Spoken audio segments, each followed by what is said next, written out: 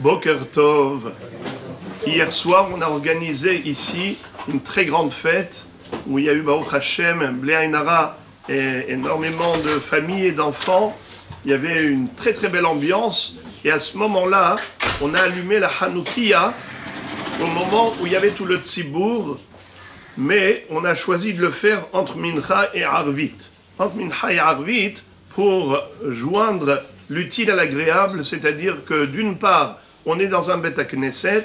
et comme on a l'habitude de le faire, d'allumer toujours avant Arvit, afin que les nérotes soient visibles pendant la Tefila, donc il y a ce caractère de Pirsoumen Nissa. On a déjà expliqué une fois que ça n'a pas été institué par nos maîtres lors de la Takana, au moment du Nes de Hanouka, puisque eux avaient demandé de le faire uniquement à l'entrée de la maison, pas à la synagogue, mais après le Hatimat Talmud, après que la Gemara ait été déjà écrite, c'est à l'époque des Rishonim qu'on a institué cette coutume, ce minhag d'allumer à la synagogue, pour les trois raisons qu'on avait évoquées à l'époque. Je n'y reviendrai pas là-dessus, mais je voudrais juste parler du cas où on n'a pas de Beth Knesset, on n'est pas dans un Beth Knesset, on est par exemple dans une salle de fête, où il y a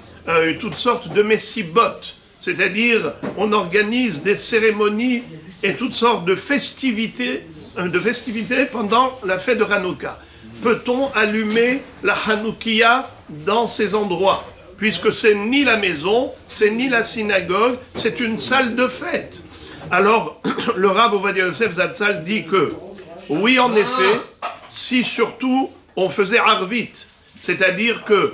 en plus, on essaye d'organiser la Tefila ce soir-là pour donner un caractère de synagogue, que ce soit considéré comme un Beth Knesset, alors il dit qu'il n'y a aucun problème, et même sans cela, le fait de se retrouver tous ensemble, réunis, dans un endroit à l'heure de l'allumage, c'est considéré comme un Beth Knesset. De préférence, on organisera également la Tfila de Arvit pour vraiment que ça ressemble complètement à une synagogue. Donc le Pirsoumen Nissa, la publication du miracle, se fera justement lors d'un grand rassemblement où les Bnei Israël vont prendre conscience des nissim, des miracles qui nous accompagnent durant toute l'histoire, et combien de remerciements de Hallel et de Hoda'a on doit chanter à Kadosh Baruch Hu pour le remercier. Ça doit susciter en nous un amour infini pour Akadosh Baruch Hu dans l'accomplissement de la Torah et de ses mitzvot.